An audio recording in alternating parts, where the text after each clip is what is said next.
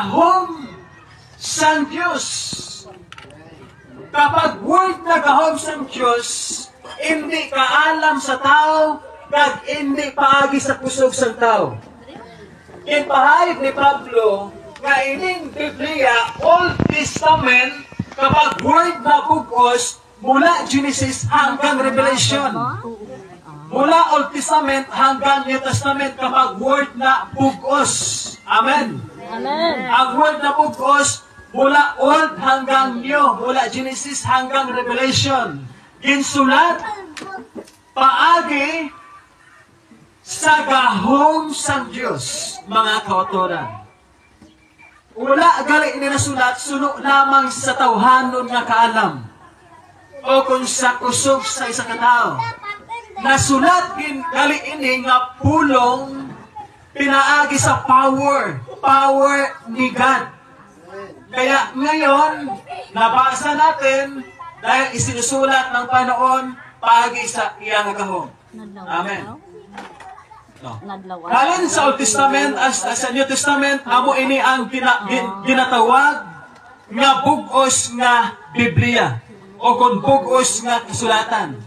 Kag ining Biblia o bugos nga kasulatan, halin sa Old Testament as sa New Testament, ginsulat ini pinagi sa gahom sang Diyos. Ano ba lang patunay na ginsulat pinagi sa gahom sang Diyos? Ano ang versikulo? 2 Pedro chapter 1 verse 21, kaya huwag natin buksan kasi alang-alang na. Alanganin na sa time. Sabi sa 2 Pedro chapter 1 verse 21, gin-reveal ni Apostol Pedro kung sino ba ang sumulat sa Biblia. Amen. Okay.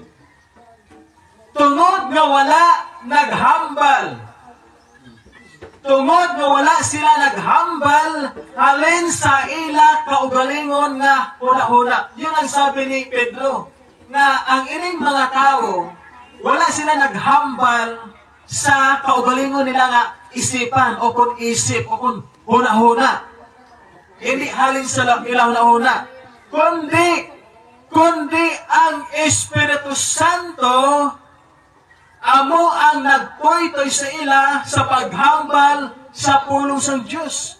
Bukod silingon, ang ining Biblia o kung bugos na kasulatan na isulat dahil ang Diyos mismo amo ang nagmanifestar o kung nagkunsat o kung naggahom sa isa katao upang maisulat ang Biblia. Hindi galing na isulat ang Biblia kung ang Diyos mismo hindi maggahom. Kung hindi magmanifestar.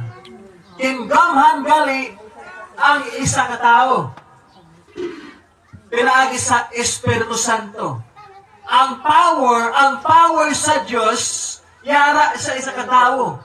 Okay, for example, mga kapatid, kung ang isa katao na pusis, sinong espiritu ang nagpumasok? Satanas. Satanas. Ano ang iagiho? Iyas tao o iya kay Satanas? Ang hambal. Amo na siya. Amo marik kauturan nga ang Diyos mismo naggahom sa isa katao, kag ang giho sa tao, kag ang iya paghambal, hindi iya sa kaugalingon nga una-una. Kundi ini mula sa gahom sa Diyos. Amen. Amen. Ayon sa 2 Pedro chapter 1 verse 21. Ayon sa Roma chapter 8 verse 9, pero kamo wala na sa pagahom sang inyo tawhanon nga inaugaling. Kay kung ang Espiritu sang Diyos nagpuyo sa inyo, ginagamhan na kamo sang Espiritu. Ang tao wala sa iya ang tao nga wala sa iya ang Espiritu ni Kristo, hindi iya ni Kristo. Yun pala mga kauturan. Naaman ang isa katao, puno sing kamayuhan. Naaman ang isa katao, nagatuok ang Kristo, gusto nagabot ang trials, persecution, bakit nanatili pa rin? Kahit sinasaktan, humble pa rin. Bakit ang tao patuloy pa rin sa pagsamba, sa pagsunod sa kalooban ng Diyos? Sino ba ang nagahom sa iya? Holy Spirit. Ang Holy Spirit o isa ka Diyos. Amen. Amen. Nagkari sa kalibutan bilang pulos kang Kristo sa time sa Pentecostes o kung ika-50 nga adlaw. Hallelujah. Ayon sa 1 Corinto chapter 2,